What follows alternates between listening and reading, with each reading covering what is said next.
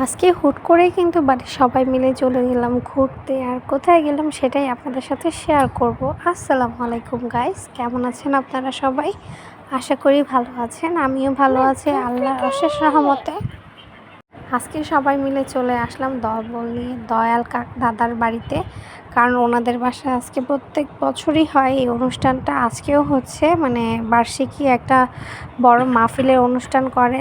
সেই অনুষ্ঠানেই কিন্তু আমরা সবাই মিলে কিন্তু চলে আসলাম। আর আসার পর দেখলাম গ্রামের সাইডে ভাই মোটামুটি ভালোই শীত, আর বাড়িটা খুব সুন্দর করে আলো টালো দিয়ে সাজানো হয়েছে, দেখে আমার অনেক ভালো লাগছে। আর এই যে আমরা মাত্র আসছি, এখন ভিতরের দিকে ঢুকবো।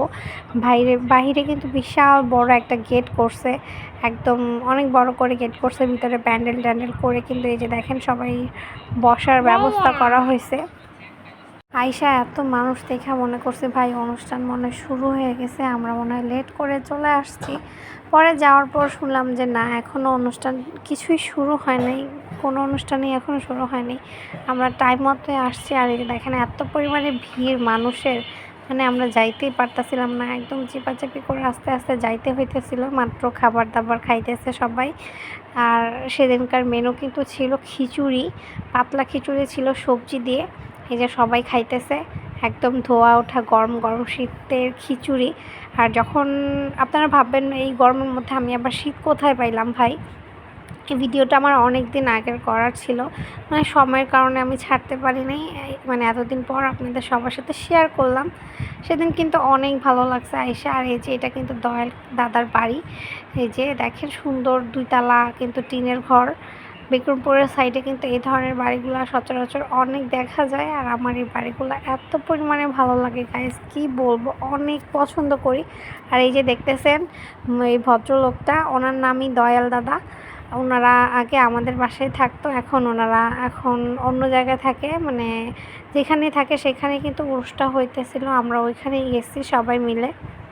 আমার আব্বু ওনাকে অনেক শ্রদ্ধা করে, অনেক ভালোবাসে। উনিও আমাদের সবাইকে অনেক ভালোবাসে। ওনাদের দাওয়াতেই কিন্তু আমরা সবাই মিলে চলে আসছি।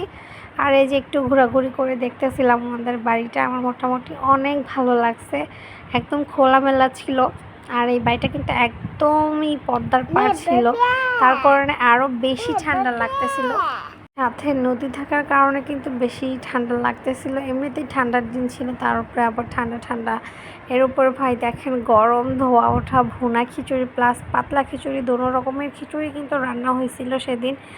আমাদের বলতেছিল যে তাড়াতাড়ি আসছো, খাওয়া দাওয়া করে নাও, ঠান্ডা হলে মজা লাগবে না। এই যে এখানে দেখেন সবাইকে খাবার দেওয়ার জন্য বেড়ে বেড়ে দিতেছিল।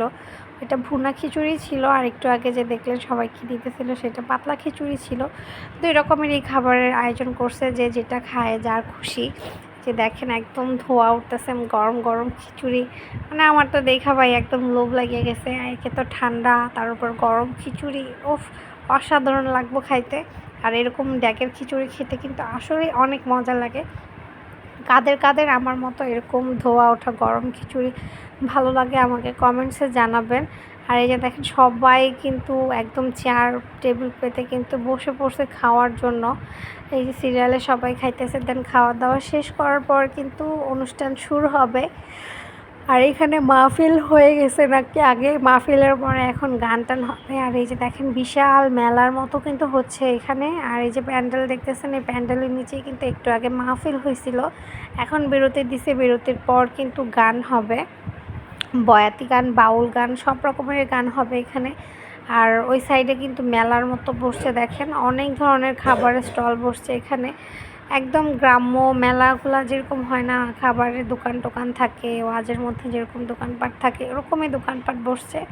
আমাদের নানুর বাড়িতে কিন্তু এরকম প্রত্যেক বছর একটা মাহফিল হয়, মানে ওয়াজ হয় প্রত্যেক বছর, মানে 3 দিন ব্যাপী হয় ওই ওয়াজটা। ওই ওয়াজের মধ্যেও কিন্তু এই ধরনের খাবারের দোকান উঠে, অনেক আইটেমের মিষ্টি, তারপর নিমকি, জিলাপি, অনেক ধরনের খাবার থাকে। আর এখানেও এসে দেখি যে অনেক ধরনের খাবার আছে, প্রত্যেকটা খাবারই কিন্তু আমার অনেক পছন্দ। যেমন নিমকি, মুড়াল, গরম গরম ধোয়া ওঠা জিলাপি, দেন আরও ভাজা পোড়ার অনেক আইটেম ছিল, মানে আমি নাম গুনে গুনে বলে একদমই শেষ করতে পারবো না ভাই। আপনারা দেখতেই পারবেন, যেখানেই আমি চোখ যায় সেখানেই শুধু খাবার আর খাবার। আর এই ধরনের খাবার আমি অনেক লাইক করি গাইস। মানে কি বলবো, মানে আমি প্রত্যেকটা স্টল থেকেই কিন্তু কিছু কোনো না কোনো কিছু নিয়ে আমি খাইছি, আর খাবারগুলো কিন্তু অনেক মজা ছিল। বিশেষ করে ওইখানকার নিমকিগুলা, মুরালিগুলা, তারপর আমি ওইখান থেকে পেঁয়াজু খাইছিলাম। আর কি খাইছিলাম, অনেক কিছুই খাইছিলাম, মানে অত কিছু মনে নাই কারণ অনেক আগের ভিডিও ছিল। আর খাবারগুলো কিন্তু অনেক মজা ছিল, মানে মজা ছিল দেখে আমি খাইয়া টাইয়া দেন আবার আসছিলাম ওই জায়গাটায় আইসা। এখান থেকে আমি মুরালি, এই যে সাদা সাদা দেখতেছেন এই মুরালিগুলা, তারপরে এই নিমকি, চানাচুর, জিলাপি আর পেঁয়াজু কিনে নিয়ে গেছিলাম বাসার জন্য। বাসায় আমি পরে খাইছি, আমার কাছে অনেক ভালো লাগছে। আর এখানে কিন্তু অনেক পরোটার দোকানও দিছি মিষ্টি দিয়ে খাওয়ার জন্য। আমার কাছে এই কম্বিনেশনটা অনেক ভালো লাগে, মিষ্টি দিয়ে পরোটা আমি অনেক লাইক করি।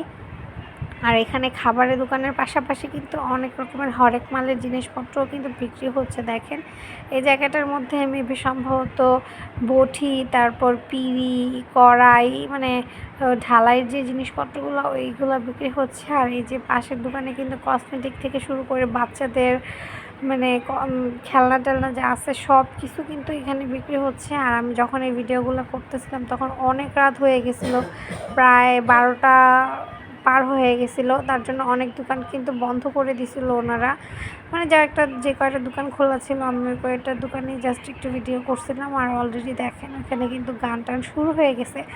কত মানুষ আসছে ভাই দেখেন, অনেক মানুষ আসছিল। আর এই যে মানুষের ভিড়, আমি সরায় টরায় একটু সামনে গেছি, সামনে যাওয়ার পর দেখি শিল্পী গান গাইতেছে। গানগুলো মোটামুটি ভালোই ছিল, আমার অনেক ভালো লাগছে। সচরাচর আমি কিন্তু এই ধরনের গান টান একদমই শুনি না, আমার ভালো লাগে না, কিন্তু সেদিন অনেক ভালো লাগতেছিল, ঠান্ডা ঠান্ডা একটু ভাব ছিল, সবাই ছিল, সবাই মিলে একসাথে বসে এনজয় করলাম, গান শুনলাম। আর এখানে কিন্তু অনেক ধরনের শিল্পী আসছিল, মহিলা শিল্পী আসছে, তারপর ছেলে শিল্পী আসছিল। আর সবগুলোর গানে কিন্তু অনেক ভালো লাগছে। আর আমরা কিন্তু সারা রাত ওইখানে গান শুনছিলাম, একদম ফজরের আজানের পর আমরা ওই বাসা থেকে রওনা দিছি, কারণ এত রাত্র করে আসাটা ঠিক হবে না। রাউটঘাটের অবস্থাও বেশি একটা ভালো না। তাজের বাবা, আমি, তাজ, আম্মু, আব্বু, আমার বড় জেঠি সবাই কিন্তু গেছিলাম একসাথে, অনেক মজা করছে। কিন্তু জেরিন যায় নাই, কারণ জেরিনের এক্সাম ছিল তখন, ওকে কাকিদের বাসায় রেখে গেছিলাম আমরা।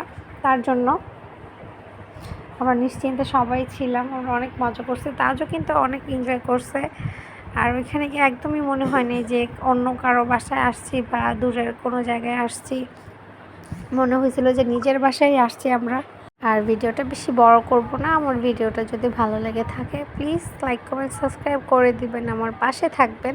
আর যারা এখনও সাবস্ক্রাইব করেন নাই তারা প্লিজ প্লিজ সাবস্ক্রাইব করে দিবেন। আর আমার যদি ভিডিওতে কোনো ভুল থাকে আমাকে কমেন্টসের মাধ্যমে জানাবেন যে কোথায় আমার ভুল হয়েছে, সেটা আমি সংশোধন করার চেষ্টা করব। আর আজকের জন্য কিন্তু এই পর্যন্তই রাখবো। সবাই ভালো থাকবেন, সুস্থ থাকবেন, আল্লাহ হাফেজ।